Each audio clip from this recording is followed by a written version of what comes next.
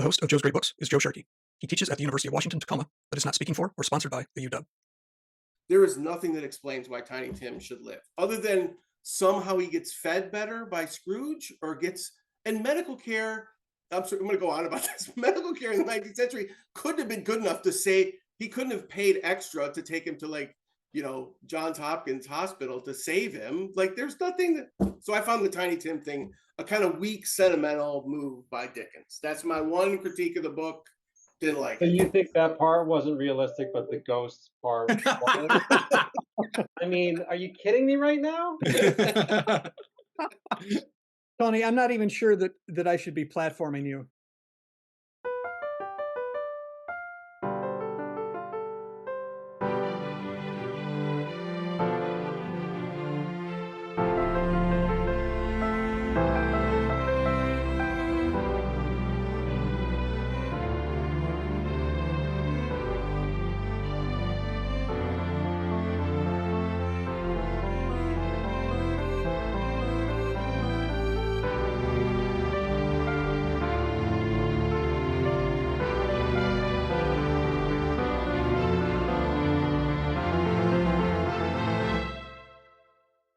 All right, guys, here we go. Welcome to Joe's Great Books, a podcast about the Western literary tradition for the common man, the ordinary guy, and the average Joe, hosted by one of them, me. Today we talk about Charles Dickens' A Christmas Carol with the brothers Lang, Tony Lang, Jim Lang, and Bill Lang. Gentlemen, thank you so much for showing up. Let's pretend like I didn't botch the recording. This isn't the second time through, but let's do some brief introductions. Last time I had Tony on the show, I introduced him for about an hour and a half, and exciting as it was, I'm not sure everybody waded through it. So, Tony, remind us who you are. I'm Tony Lang. I'm a professor in international relations at the University of St. Andrews in Scotland, and I do stuff on more political theory and political philosophy. So that's me. Jim. All right, I'm Jim Lang. I'm a professor of the practice at the University of Notre Dame. And before that, and I work in their teaching center. Before that, I was an English professor for around 20 years, and my specialty was British literature. A common friend of Tony's and mine, his name is Ken. His wife is interested in academics and teaching and pedagogy, and she saw you at some conference recently, and she called you the Bruce Springsteen of college pedagogy. And her husband, yeah, it's on my website now. Her husband, Ked, said that he was feeling very inadequate. So honored to have you on the show. Bill, who are you? My name is Bill Lang. I'm the youngest of the brothers Lang, and I am not a professor. I am an attorney, a real estate attorney in New York City, but I do enjoy reading books. So I felt like I was justified in joining the show. Absolutely justified. And as I like to say, I do believe all that nonsense about the great books and about how ordinary folks can dive right in and talk about it. That's one of the fun things about my profession. And Bill, a very smart guy. I like to think of him as having a real job as a lawyer. So I'm sure he'll bring a lot to the table. So why don't we start off with you three telling us why you decided to read this book for your book club, and that's how you got on the podcast. Tony said, "Hey, we're doing a book club, and the book this month is Charles Dickens' A Christmas Carol. How about a podcast?" So the book club originated because I was away from the academic life for a couple of years between my time as an English professor and then coming to Notre Dame. And during that time, I missed the conversation that I used to have about books with students, with colleagues, with other scholars. And then this fall, Tony and I actually were together at Notre Dame, and we said, we need to get this started again. And so we made the plan to restart it with just the three of us. And so I was just thinking about the fact that a couple of years ago I had sort of a long medical sort of trauma, and I was trying to reignite my own good feelings about Christmas time. And I had seen a friend of mine on Facebook had posted last year that they read The Christmas Carol every year, actually. I thought that's a kind of fun thing to do. And so I did that last year, and then I went to see the play version of it in our local theater. And so this time was, coming around again this time this year. And so I proposed this as the book that we could start with, to restart the reading group with. Awesome. one of the things that I thought was interesting about going back to read to read the text is that I'm sure everybody in the United States has seen multiple Christmas Carol adaptations, TV, movie, plays, and I wondered if it would be, I don't know, it would feel kind of cliche, or if it would be boring to go back and read it. You think of it as kind of a kid's story, and it's very accessible to kids. But Tony, you and I talked about fairy stories before, and that's one of the wonderful things about fairy stories, or I would say, the best of the great books is that, you can read them almost as a child and get a ton out of it. So when I went back to it, I was not at all disappointed.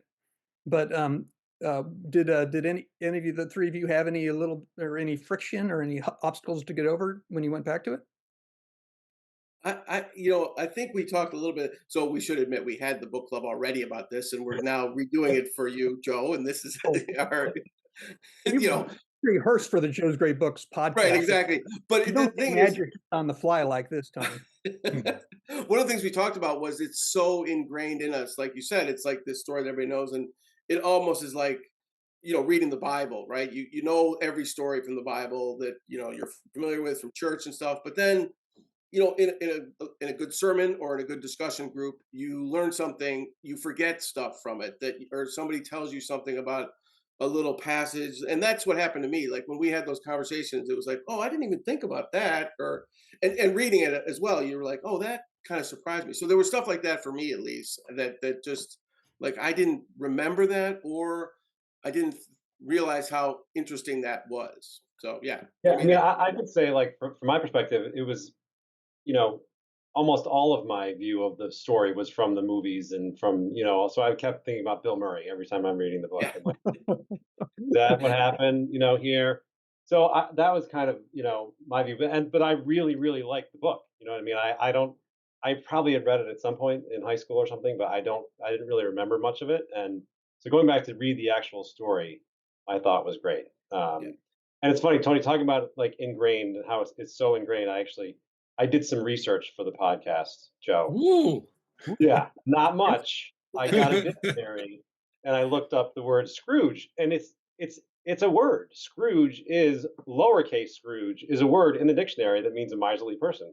That's how ingrained this story is Yeah, in yeah. the world. Is it's Ah, actually a word that we use from the name. but it came from Dickens. Yes. Ah, Yeah, okay. that's cool. Yeah. Yeah. Yeah. I didn't That's I pretty didn't cool. do a Yeah. lot of I didn't do a lot of research, but I did do a tiny bit. And I actually got this very cool book. I would say that was a tiny bit me just looking at the dictionary, but You can't see anything here, but this is the Christmas Carol annotated edition there just to prove it. And Yeah. look, and somewhere in this, and there's actually something here about one of your ancestors, Tony. So I'll read that in a second. But apparently he found the name in a gravesite. He saw a Huh. tombstone, Oh, and wow. I think it was Ebenezer something Scroggy. So not Scrooge, but Scroggy, and he misread it. Like the epitaph said something like, what was it? He thought it said a mean man. And it turns out later that I think it was something like a meal man.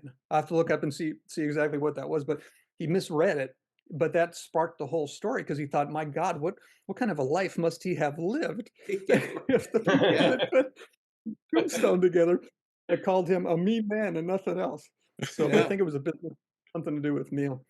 Um, Jim, you I don't know if this is the right time to talk about productions, but we talked about versions that we'd seen, and I think you said you saw a play performance recently, and then I know Bill, we want to circle back to you because you recommended the Disney one, which I watched and really liked. But Jim, was there something worth mentioning about Yeah. the theater performance? Yeah, and I was like picking up from the conversation we've just been having. I think Tony, you mentioned the first conversation we had, the fact it's really hard to think about the fact that a new reader to this in the 19th century would not necessarily have known that Yeah. The Scrooge was actually on the tombstone. Like it's kind Yeah. of leading up to that Yeah, notion the that end, yes, right. so like you wouldn't that's just we take it for granted all the time. We know it's gonna be he's showing them scene. The Ghost of Future is showing him scenes that are leading up to him seeing himself in the grave. but Yeah. you wouldn't have known that as a new reader when you're seeing it first come out. And so that's kind of interesting to see. In the production, they didn't do that. Scrooge was kind of saying it all along. Is that me? Is that me? But in the book itself, he doesn't do that. It's just kind of like, No. hey, who's this guy? Like this, Hey, why do he you keep showing this assumes stuff? someone else Yeah. in the book. Yeah. Yeah. So in the production, they were even tried to like downplay that this sort of notion of surprise, sort of acknowledge, like he was saying, is this me? Is this me? Anyways, so that was interesting to see. They were having to make a kind of like have to bow to this fact that we all know this. There's no drama there in terms of what we see when he looks at the tombstone. The other thing that was really interesting they did, which connects to something I think is sort of worth talking about with the book, is that they substitute an Indian family for Cratchit's family. And this is not ahistorical, right? Because there was, of course, there would have been Indian immigrants in London at this time period. That would have been the case for a long time, even before this. And so they kind of make the point about this in the program itself that, the point about the Cratchits is they're sort of a marginalized family, right? They're poor, they're outside of the society. And so this is kind of an interesting way to think about that could look like it could be a kind of different, and if you want to sort of universalize the story, then you could sort of put them in like a different kind of position or identity position. Yeah. And so that's what they did. So it was very interesting. And they're totally committed to it, because when in the future scenario, when Tiny Tim dies, they have like a funeral ritual, and they're dressed in their Indian, their saris, and they're singing actually a song in Hindu. It's really interesting the way that they did it. And I thought it was great. Well, That's super cool, Jim. Thanks for telling us that. Yeah. That's one of the things I love about great books. Sounds like I'm always pitching great books while I do the show, but if you write something that's truly great, there's a certain universal quality to it, yeah. and you can do it again, over the eras, right? You can do it in different countries, and you can do a Japanese version, and there's something there. There's some core that's human that we can all get into, and I love it when they do it in the way it sounds like your or that production did it, where it doesn't like hijack it and turn it into something else. Exactly. It like makes itself. It makes the original artwork more itself. Yeah. Good point. Yeah. There's one I remember. There's one fragment from what was it? I think it was the Russian formalists. Some of this theory that I read way back when that I don't do much with now. But it was a great line. I forget which one of them it was, but the best kind of literary criticism makes the stone stonier. And I think that's beautiful. Sounds like that's what happened in that Christmas tale. Yeah. That Yeah. version of Christmas. Well, it's true that, I mean, the story is timeless, right? I mean, every year there's Christmas, every That's year. true. You know what I mean? So it's one of those things that, and it applies everywhere, right? Anybody can read this anybody who celebrates Christmas can read this and say, yeah, somebody who's a Scrooge. Right. Actually, the other thing I noticed about this production is that we had a prior discussion about this, and we're pointing out different things that sort of appealed to us. But this time, it was something that Fezziwig said. This is from the scenes of Christmas Past. This was a previous boss. He worked for this guy. Oh, yeah. And on the day of, on Christmas Day, no, maybe it was Christmas Eve. I think it was Christmas Eve.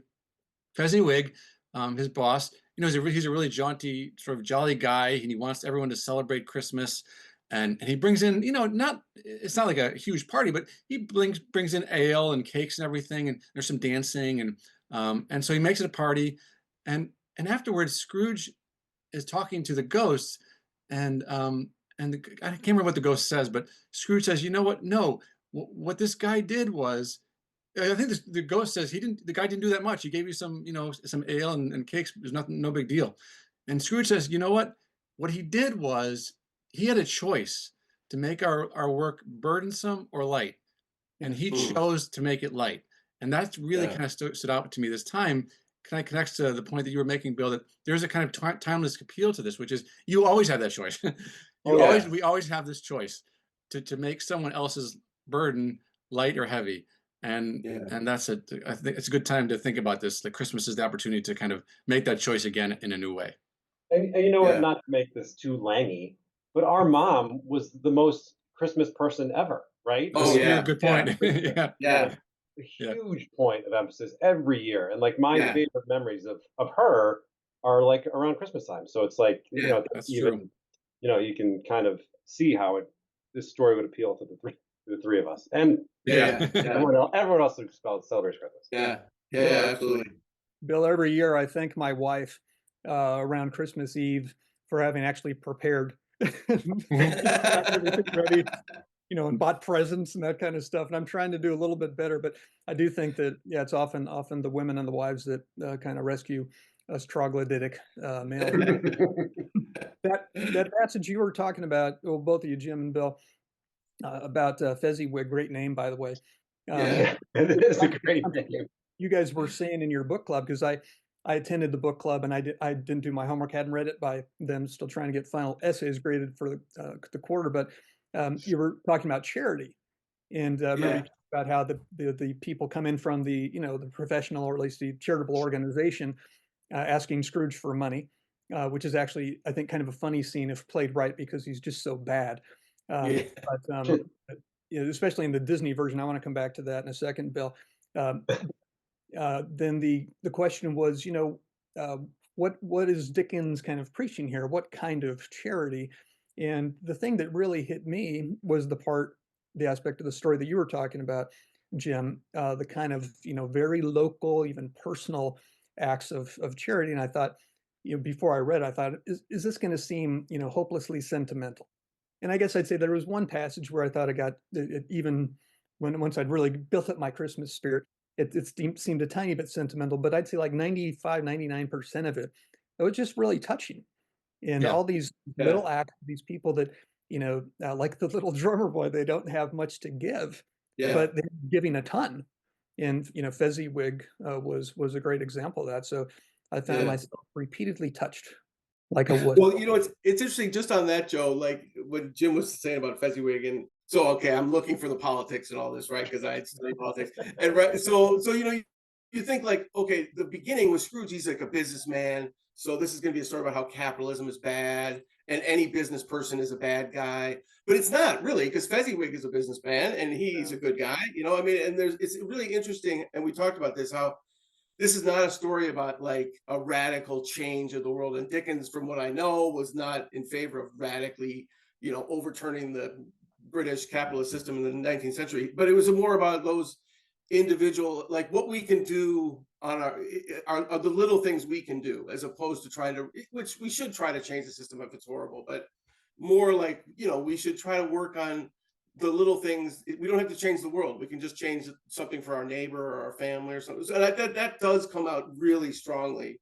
I thought, in the book. Like that really kind of definitely is the message for me. Which, I mean, I do want to have radical change at times, but it is really kind of powerful how he doesn't fall so easily into that trap of saying like, oh, we gotta overthrow the whole system. And Yeah, and I think that the most thing about like what I know about the story from all the films and all that stuff, and reading the book, the thing that was most surprising to me in reading the book, and we talked about this also, is that there's like really no religion, right? There's no Yeah. talk about Christianity. There's not really, I think Yeah. Christ is mentioned once.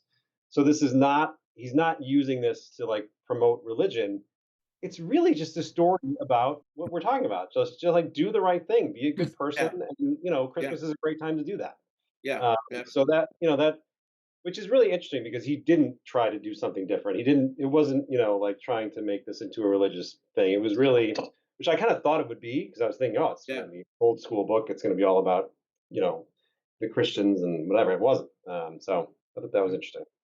I remember you brought that up in the book club talk, and so I hadn't read it, but I was looking for it as I went through. How much is explicitly Christian? And there are some passages where he does talk about scripture, but it's what you said, Bill. You could just say it's kind of the assumption is that it's for a Christian audience. It was a Christian nation when he was writing, but it definitely is not beating you over the head with it. And so Yeah. where I think when I don't know if this comes from Great Expectations or if it's just something critics or maybe Dickens himself said about it, but he talks about fellow feeling. Just seems like this Oh, kind of universal quality of care or of love and of charity that really comes through here. And it reminds me of a woman in my life, my mom, who constantly does these little, these random acts of kindness. And I said she should just write a book one day titled, encounters with people I never met, where she seems to, like in the drive-through at McDonald's or something like that, just say something nice about a pin or something that somebody is wearing, and you can tell these little tiny things that are Yeah, just free can be just precious for that person and just makes them yeah. feel good for that Our mom totally did that too. She would Yeah. be Yeah. like, Yeah. just hi, how you doing? And it's a very kind of Midwest thing in a way, but maybe just that. But just like this kind of weird friendliness. And here in the UK, by the way, that doesn't go over very well. When I try to just like, what do you don't talk to me? That's Or in also New not England. that's Yeah, Also not New in a New England England. probably, yeah, yeah. Yeah. You guys are Clevelanders, and my mom was from Breckenridge, Minnesota, so There Midwest you go. Yeah. Yeah, yeah. all the year round.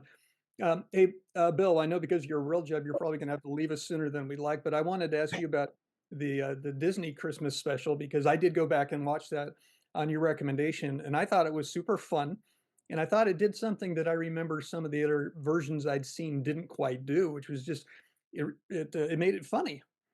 Um, Yeah. do you Yeah. remember, Bill, what it was that you liked about that version, or maybe you haven't I, seen it? are you talking about the McDuck one? Is that one? Yeah, the ones with the ducks and the duck Yeah. and the mice and all that. Yeah. Yeah.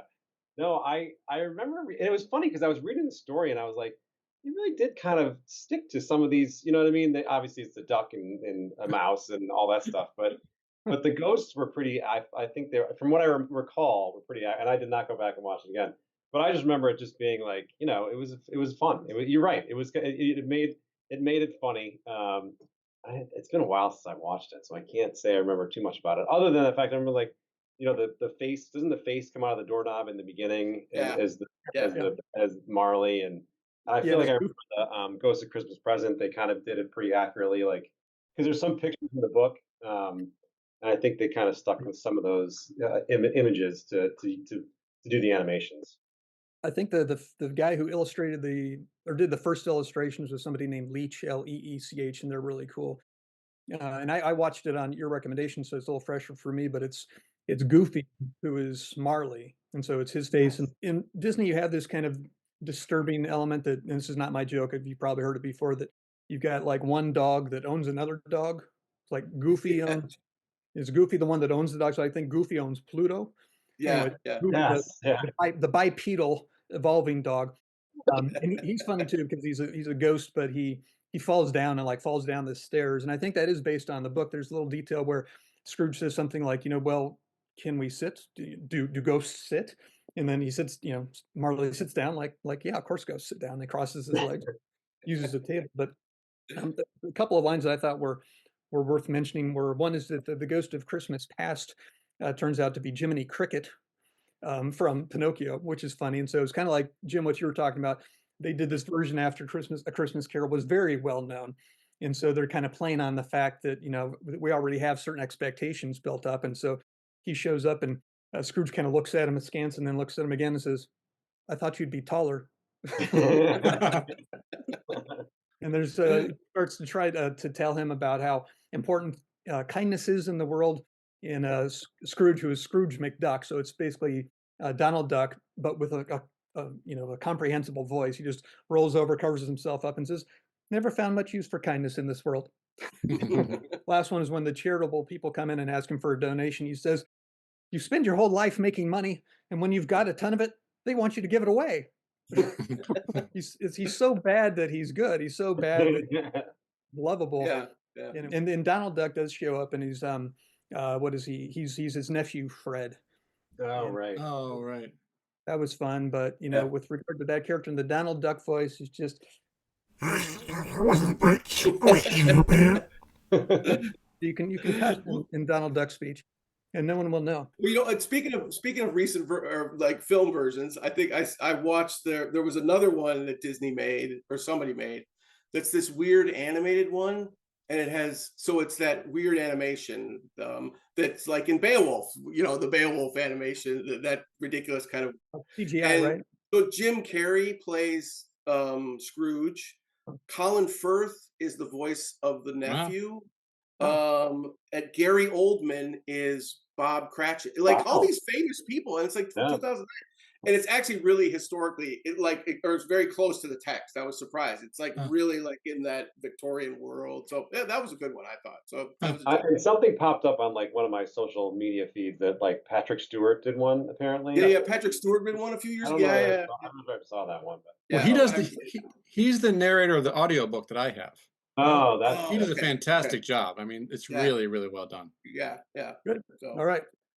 Got a podcast for next year then. The thing that really got me into it and that reassured me very quickly that I didn't have to worry about, I don't know, any difficulty in getting into it was just the language. I happen to be teaching for the first time ever after decades of teaching class on literature and film, and the idea is to talk about the two media and how they overlap or interact, and how if you adapt one to the other, the challenges that you have to overcome or the opportunities that you have. And there's certain things that it's just so hard to communicate from a literary text to a film, and all sorts of other very cool things that you can get in a film that you can't get in the literature. But the language and the way the narrator spoke really took me aback because it was so personal. I was half expecting somebody to reveal, that it was Fred, the nephew Fred, the whole time he was speaking, but it's just the narrator. But he's a very personal narrator.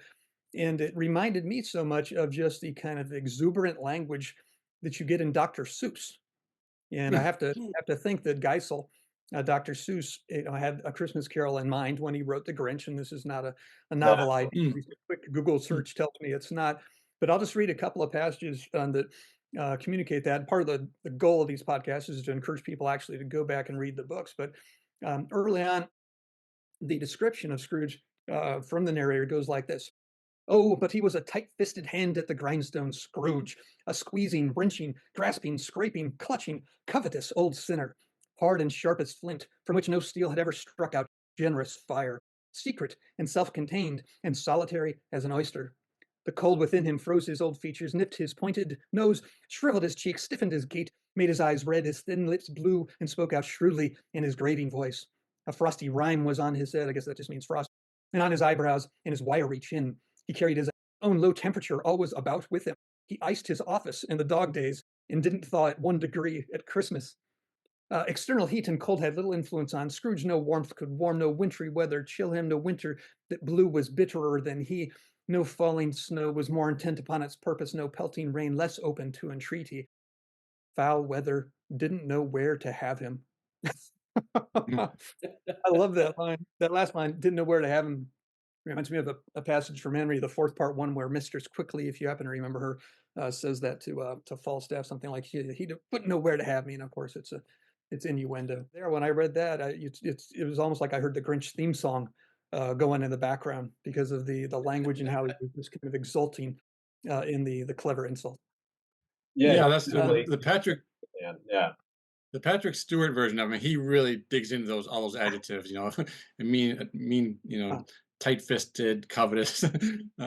Yeah, when you read it out loud, it really kind of reminded you of Dr. Seuss. You're right. Definitely, yeah. And a description of the Grinch, like you're right. You can hear that song, in the background. Yeah, definitely. I like the line about the oyster too. Like it does capture a certain weird coldness about it. Like isolated as an oyster. Yeah, like I would never thought of that. It's good. Yeah. You're a mean one, Mr. One thing I like to do on the podcast is make connections with other books. That's part of the fun. Taps into the theme of universality. And Jim, it seemed to me that in the book club you were talking interestingly about just the concept of the chains and the sins, and that made me think of Dante's Divine Comedy. One of the things that the the handful of people who are loyal watchers of the podcast knows, I just use these very simplistic graphs that describe a tragedy like that, just if you're graphing the fortune of the hero over time. And then there are sitcoms where you start here, you generally go down, sometimes you go up, but whatever it is, you end up at about the same place you were when you started. Or a second kind of comedy, a divine comedy, where you start here and you kind of, as the Greeks would say, you suffer into wisdom. So you end up higher than you started. I named it, or I called it a divine comedy because, of course, it fits Dante's Divine Comedy perfectly, where he descends into hell, ascends through purgatory, and then finishes the story in paradise. Jim, Can you remind us what was it that struck you about the chains? Yeah, the fact that even like a production I saw, they were chains, right? And you could see the chains were around Marley when he comes in. But in the book itself, you realize that actually the chains are made of money boxes essentially, and keys for the boxes. And so like they're made of the sin that sort of drove him, essentially he carried him with him into death. And so it's an interesting, point about the fact that the things that we sort of latch onto in our lives, those are the things that sort of like limit us and may have impact if there's an afterlife, that we're going to carry those things into the afterlife, and then we're going to have to be sort of accountable for them. And I just sort of remembered that in the Divine Comedy, in the Purgatorio, the narrator, Dante, has to pass through the fire of lust.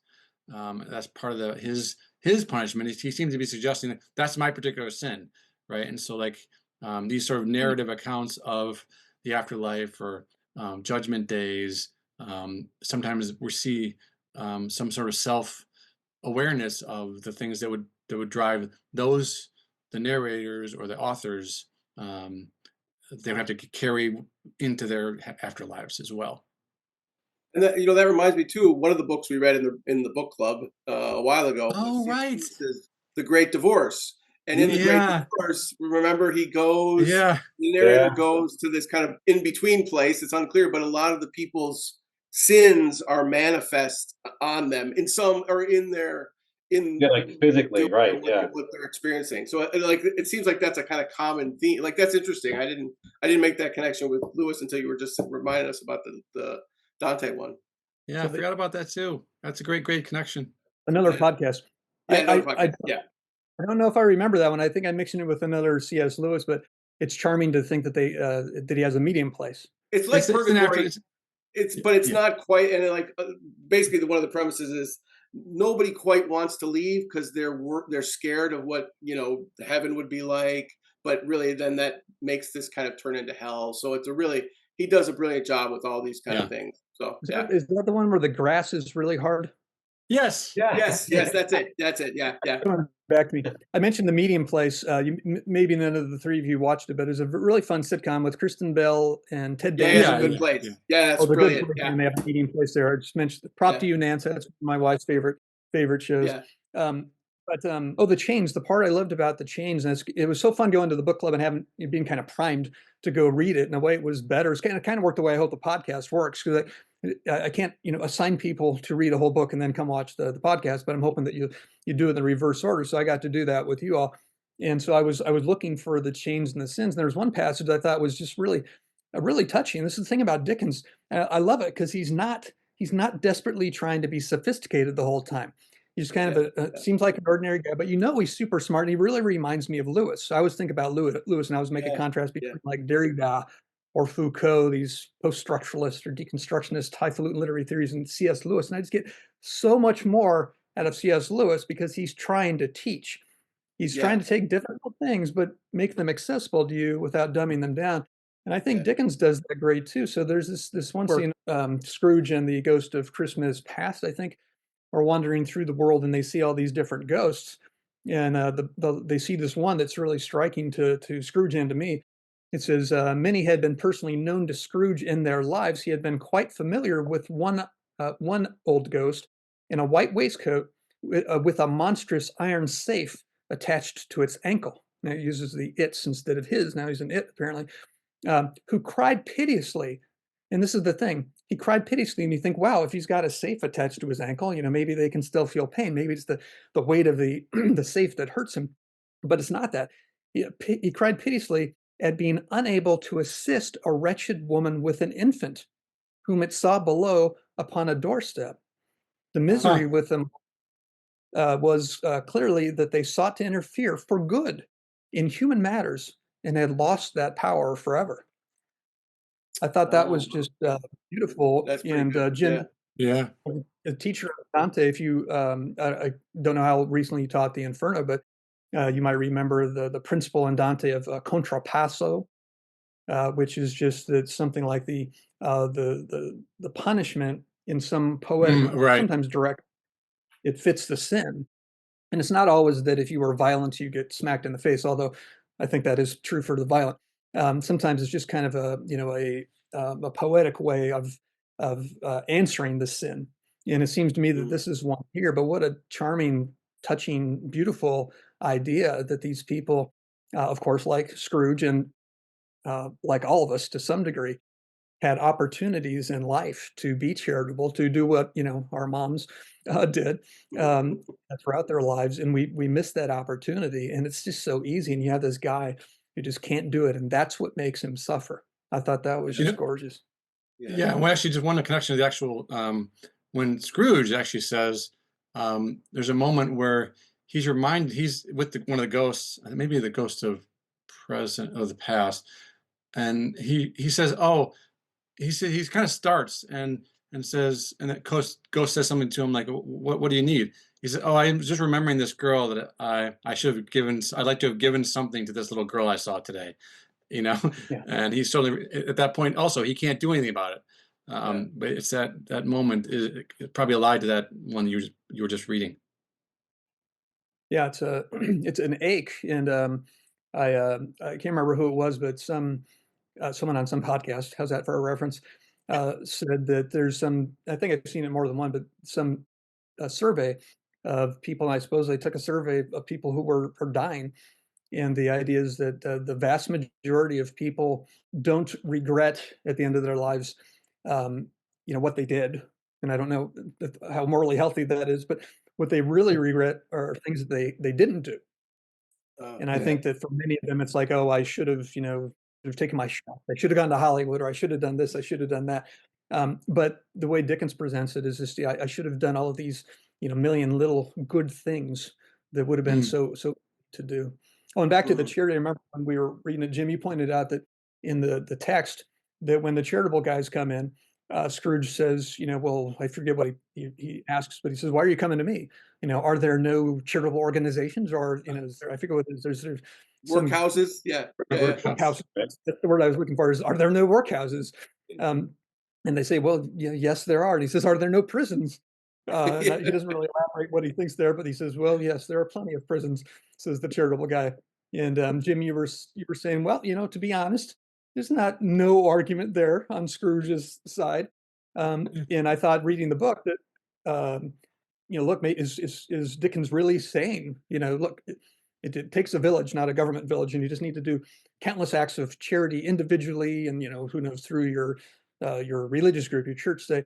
But then, as I remember when I got to the end that you had said, no, but the charitable people come back at the end, Right. and of course, Scrooge, does it up well. I think the way Dickens does it is charming. He just has Scrooge whisper in the ear of one of them, if I remember it correctly. Could be Yeah. conflating it with Disney. And the guy jumps for joy, of course, and he like literally. Oh, and there's one charming moment where I think this is in the Disney version. He opens up his cloak, and he's got like a whole bunch of bags of coins, like on hook. And I think that's the first time you've seen it, but he just like likes to have his money, or a lot of his money, with him, and he just starts taking them out and throwing them, and the coins are going everywhere, and it's almost rude. But of course, they're enthusiastic. So, as you might have expected, Dickens thinks, yes, all kinds of charity are perfectly welcome, and just because you gave at the office doesn't mean you can't give in your daily life Yeah. as you're going through the drive-through or down the street. So I do, going back on what I said before about just doing the little things and not having radical change. Like Yeah.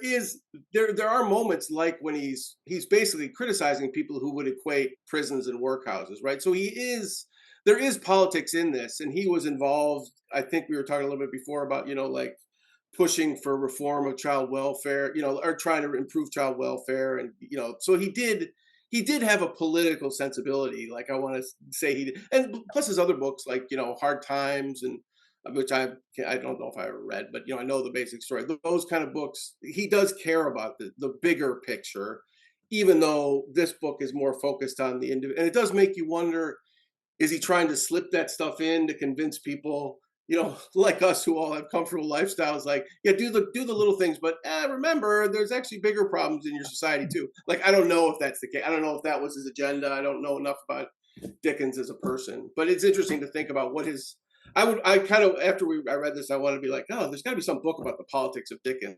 I'm sure there is some English professor somewhere. I'm sure has written this, so I'll have to look for it. One of the fun things for me about the podcast is that it gives me not just an excuse, but an obligation to go back and read books that I haven't read for a long time. And I can't remember who it was. Bill might have been saying that he's not sure he ever read it. I'm not sure I ever read it. If I did, I don't think I was adequate to the task. So I was probably in high school and I didn't appreciate the language that I was loving. But I've never taught Dickens, and so I don't know that much about his history. But it is probably worth noting that it was written in 1843. And so I just looked up something about Dickens and his social, agenda. And the way I think you described it, Tony, was about as far as I got. But he's writing it in the hungry 40s, right, with the potato blight and all of that. Oh, And yeah. so he's right in the middle of it, and people needed all the help they could. Yeah. Uh, well, one thing I wanted to ask you about, and I don't know if you happen to have read Shakespeare's Merchant of Venice, or happen to be fresh on it. But for people who haven't, this is Shakespeare's, well, as Harold Bloom and others would say, Shakespeare's anti-Semitic play. And Dickens doesn't talk about it, and I don't think there's any reference to it exactly in the story, but he does very early on talk about Hamlet.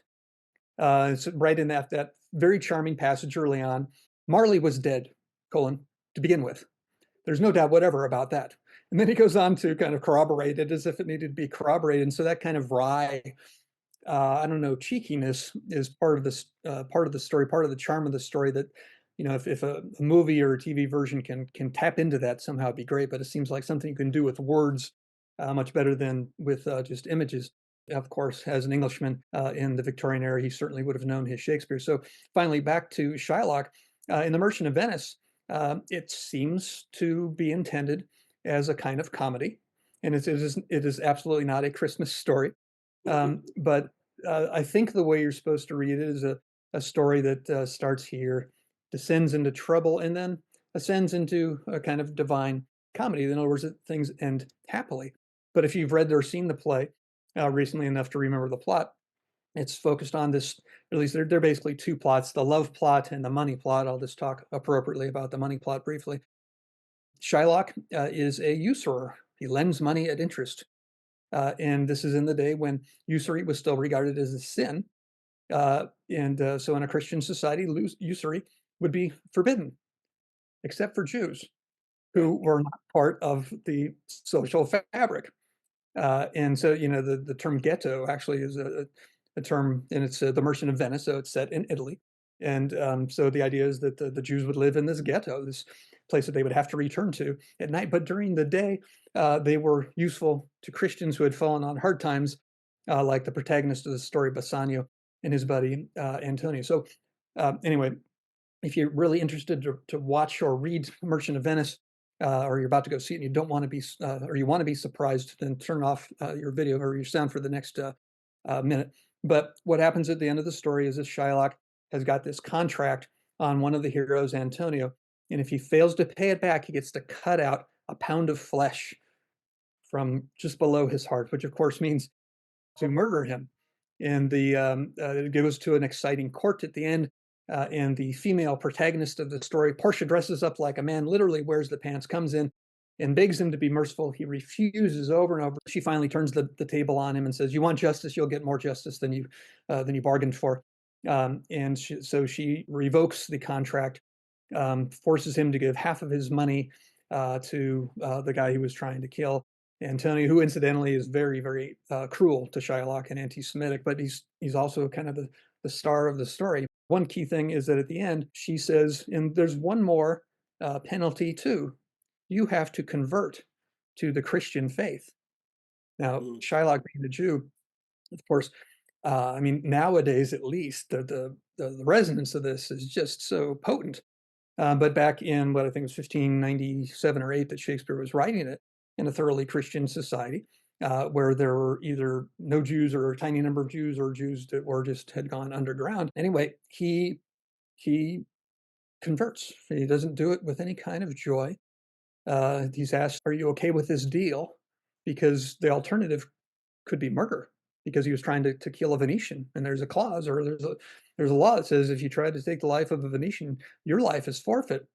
But they forgive him. And I think it's hard to think your way back, but I think Shakespeare intended it to be an example of Christian mercy and perhaps even Christian love, where they want to bring him into the fold. But Shylock, he just says, asks him, are you okay with this? And he just says briefly, sadly, I am content. And then they talk a little bit. And then at the end, he says, I am not well. And he just kind of wanders off and disappears. So I think that what Harold Bloom says about it is probably true. Bloom is a Jew too. He says that Shylock is one of those characters that takes on his own life, and he just steps off the page, and he refuses to play ball with Shakespeare. Shakespeare wants a divine comedy, and Shylock, by being himself, so thoroughly himself, basically says, nope, I'm not going to play. I'm not going to do it. I'm not going to let you wrap this up tidily and happily. And so when we read it now, especially 21st century post-Holocaust, for example, very, very difficult to look at this conversion as anything other than forced. The reason I brought it up is that it occurred to me while I was reading it, the Christmas Carol, is that in some way this is like Dickens kind of redeeming that story, or doing the story and making it succeed, because Shylock and Scrooge are in certain ways very, very similar. They're on the outskirts of society. They're both nasty people. I mean, Shylock is hardly an innocent. He wants to kill Antonio. He tells us that right at the beginning of the play. And at the end of the story, is supposed to happen in a good comedy, right? The outsiders are brought in from the periphery, part of the social fabric. And in Shakespeare, at least, it just doesn't seem to us in 2024 to work, and maybe not even in 1600. But with Scrooge, it does work, and it's just so joyous. So anyway. Well, no, Joe. It reminds me our conversation we had in my one other appearance in your podcast about fairy tales, right? The whole thing about fairy tales, and you've done the redemptive move a couple times in talking about this. Like, there's this kind of innate human need for a happy ending. Like, we want it to be nice and tidy. So yeah, like the Merchant of Venice doesn't fit that bill, but this certainly does. So that's probably why it resonates so much with us. It's like, oh yeah, that makes me feel like we can redeem even the worst of us, can, through kind of either it's seeing ghosts or just making the decision on our own. We can actually make it through, and be the good guy in the end or something. And now, whether or not that's true, especially as a student of politics, unlikely, that there's a happy ending always. But it is interesting to think about, that need for a happy ending. And I think that's something that's definitely here. There's definitely that's why I think people like it so much. Yeah. Yeah, it chokes you up at the end, I think, when Scrooge is so happy, because you're just wanting him early on to be good. It would be so easy to be good, Scrooge. Give some charity. I mean, let Cratchit, light the candle, or have a second lump of coal to keep himself warm. And he just Yeah. and it does seem to fit with some kind of archetypal stories like Scrooge. And I mean, obviously the Grinch Who Stole Christmas. I can take it all the way back to Beowulf. I have to believe guys will knew Dickens, because it's just so happy to see him, the Grinch carving the roast beast at the end. And Scrooge, in a kind of innocent, boyish way, he just shows up at Fred's house, and he's like, "I'm here." And he Yeah. expects no apology, no nothing about how I've changed my ways and I had a near-death experience. And now, I mean, the thing I think one of the things I did think of, because when I watched the show, the movie version of it, like, Fred is an incredible character. Like, the fact that he kept trying with this jerk of an uncle, and like every year, like, could you please come up? And then he's happy that he shows up, and I'd be like, get that out of my house, like, I've tried with you, you can't come in anymore. But like, he's got this wonderful, like, welcoming, like, yeah, it's great that you can come. And even his, we all know, his wife is like, are you sure you want him in? There's this kind of resistance on the part of the more level-headed, wife of Fred, to say, "Are you sure you want this to happen?" He's like, "Yeah, I should come in." yeah, I agree. Fred is wonderful. I'm looking for a passage, see if I can find it, because he gives him the business. He's not like just some Yeah, completely weak guy. He's like an ideal Christian guy who's full of yeah, forbearance. and you'll Yeah. never stop giving up to try to convert, or at least to, I don't know, to spread love or to continue to love his brother. So I'll see if I can fish that one out. But anyway, Jim and Bill, any comments? Did I interrupt you? Was there anything you wanted to say? When you were saying that, I was totally, thinking about the movie the Bill Murray version when it's his brother, Yeah. and his Yeah. brother is that character, and not his Yeah. uncle, right? Or his nephew. It's his brother. And I Yeah. remember the line from that movie. He's like, he's my brother. I'll always love him. Yeah. Yeah. Yeah, I mean, I was just thinking about the fact that some of these people are converted in different ways, right? So the Grinch, Scrooge, and Shylock are also there's a kind of there's a conversion in every case, but it's a different thing.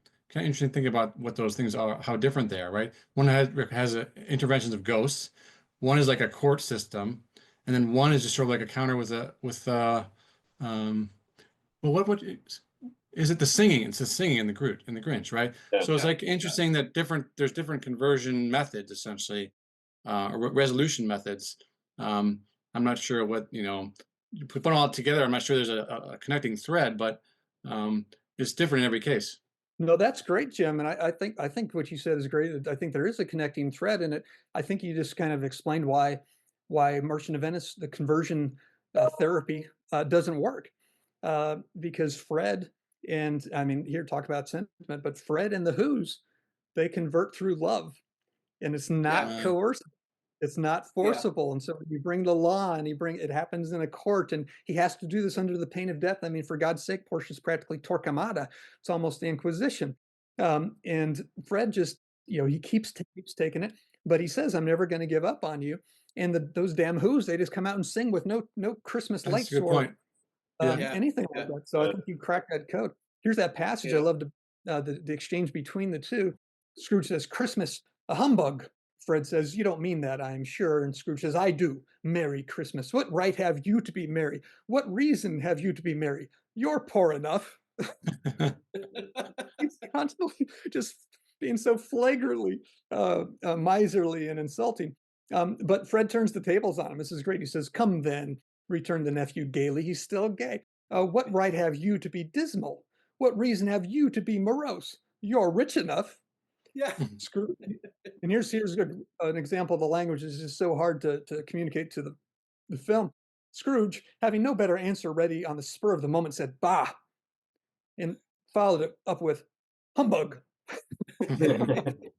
So Which has become one of those lines that's part of our culture, Yeah. right? Yeah, I mean, that's bah, true. humbug, everybody, and it's from this, right? I mean, it's like, Yeah, yeah. that's incredible that this is where that comes from. Yeah, yeah. Well, you know what? Another thing you just said, how he uses his language against him. What I liked about the book is that in the Gross to Christmas Present, winds up using Yeah. Scrooge's work against him a number of times. Yeah, Yes. yeah, In yeah, a number yeah. of those meetings. And Yeah. it really you can tell it, it sort of starts to hit home when Scrooge realizes that he was saying these things, and Yeah. Yeah. maybe it's starting to turn him. Definitely. The bah humbug has become, that was one of the things that charm me about the book, is that you're so familiar with it. And I've seen productions where Scrooge he's just angry. He's not like over the top, becoming hilarious angry, like the line I just Yeah. read about. You're poor enough. What reason do you have to have Christmas cheer? And it's just so charming to see him be a caricature, I think. And it is kind of a fable. I was reading it as I was reading, I was thinking back to the fairy stories, Tony. It is Yeah. something Yeah. of a fairy story, something of a fable. And I think that's what, like the Disney version with the ducks and the dogs and the mice, really carried off well. One last line from Fred. But I'm sure I have always thought of Christmas time when it has come round, apart from the veneration due to its sacred name and origin. So there's a nod to the specific religion. If anything belongs to it, can be apart from that. As a good time, that's how I've always thought of it. A kind, forgiving, charitable, pleasant time. It's like he gives a juxtaposition of a long list of positive adjectives to contrast with the long list that the narrator gave of insults to Scrooge, bad adjectives. He says, the only time I know of in the long calendar of the year when men and women seem by one consent to open their shut up hearts freely and to think of people below them as if they were really, as if they really were fellow passengers to the grave. So that sounds real close to fellow feeling, and not another race of creatures bound on other journeys. We're all on the same trip, man. It's almost, Fred is a hippie, and therefore, Uncle, though it has never put a scrap of gold or silver in my pocket, I believe that it has done me good and will do me good. And I say, God bless it. Then Scrooge asks him why the hell he got married. Right. I wanted to talk about the finale. And now, as you all know, it's kind of a delicate subject because of what happened in the book club. And yes, Tony, I'm looking at you. You said that you had a problem with it after rereading I it. have a problem. I had a problem. I still, even after you guys tried to explain it away, I still have a problem. So the problem I had, oh, sorry, Joe, I don't know if you're gonna give an intro, but I'll give you my problem. Is like Tiny Tim. Okay, so Tiny Tim, right, dies in the Ghost of Christmas Future, right? But there's no like and then in the real thing when he lives, like what is Scrooge suddenly a doctor and saves Tiny Tim? Like he seemed like he was incurably going to die.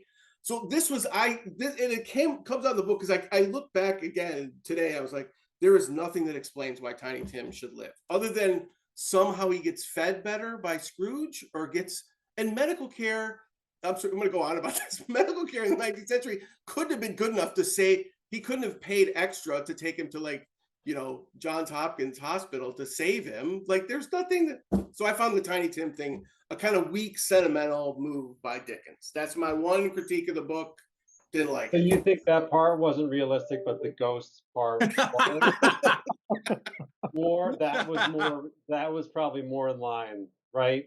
And you know what? I like Narnia and Ghosts, so they're all Yeah. real. The You're Tiny a Tim fairy. thing, yeah. Tony. I mean, are you kidding me right now? Tony, I'm not even sure that I should be platforming you.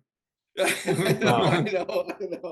We should have kept that one off of the podcast. Now everyone's going to Exactly. think You you're could a just Scrooge. X Tony. me out. Yeah. Even though you look like Santa, you act like a Scrooge. Okay, I'm gonna try to resolve this. On the one Okay. hand, I would say the reason he lives is because it's a Christmas story, right? So we want to have good feelings about it. Yeah. And so at the same time, if I want to say like maybe there would a reason to have him die would have been the fact that Scrooge he doesn't pay any penalty. There's no penalty for what his whole lifetime has been like. Essentially, he has one bad night.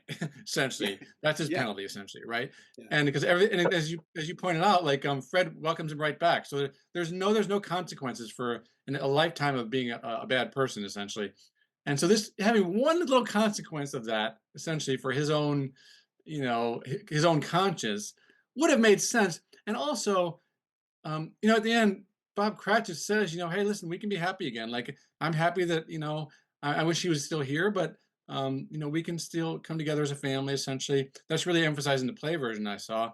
The last thing he says is, I'm happy. In that future version, I'm happy because we're all still here together. And so I can see a case for it, but at the same time, it's a Christmas story, so it doesn't bother me. All right. No, and it's like if he had died, how would you? I mean, how would you have felt? I know you're right. Yeah, I know, It would sour the whole book. I know. Yeah. I know. You're right. You're right. Yeah. I I mean, you guys know books, and this is not the book that was meant to make you cry. You're right. You can probably tell I already have a string of jokes prepared. It make me feel like Tucker Carlson the time he had that guy in who claimed that Hitler was better than Churchill. What are people going to do when they find out that I actually had a pedophobe on the show? Boom. Roasted. Your new nickname is Tony Thanatosny. Boom, roasted.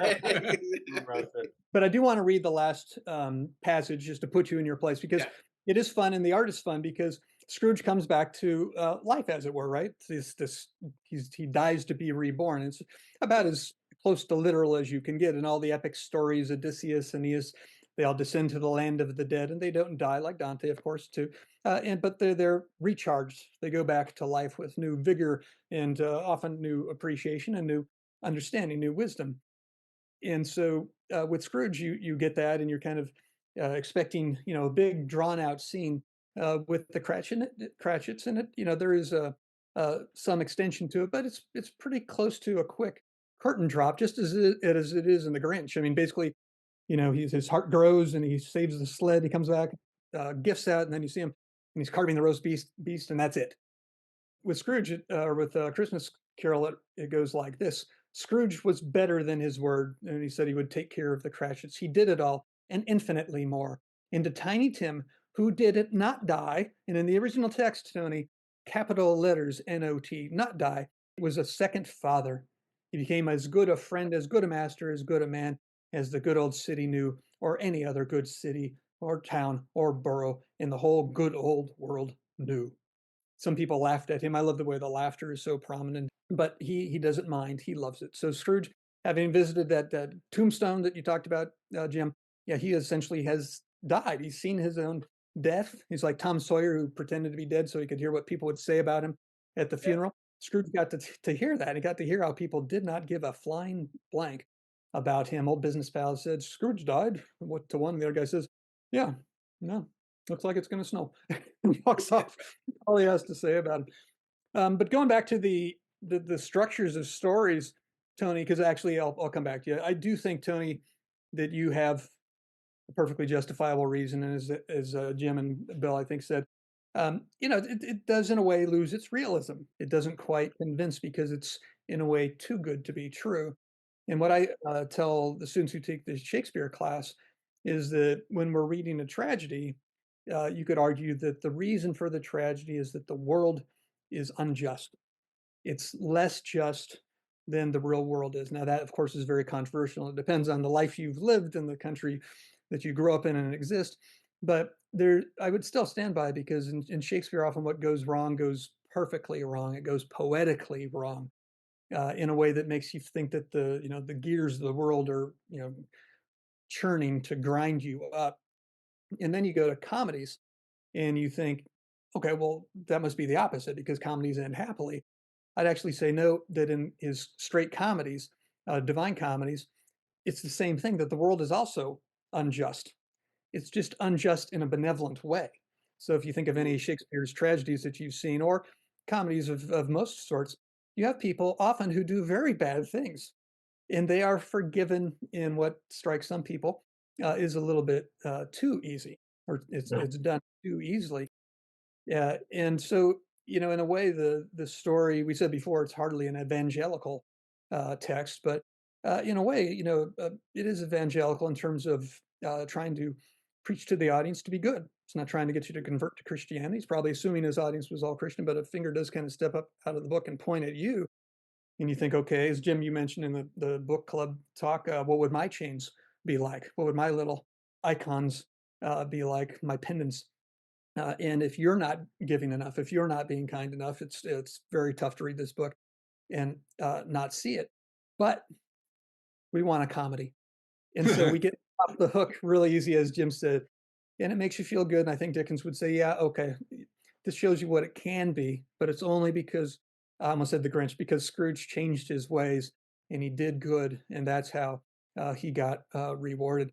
Tony, what I think you might have been more satisfied with, because of your gritty, realistic nature as a student of the cruel world, of the mean streets of politics, and I'm being funny, but I actually do respect that. You might want what I would say is a Shakespearean romance, and it's a category of Shakespeare that's so small that some people would dispute that it even exists. But it's basically 4 plays that he wrote at the end of his career. Some people just call them the late plays, and the ones that people know are The Tempest, and then maybe also Romeo Winter's and Juliet. Winter's Tale.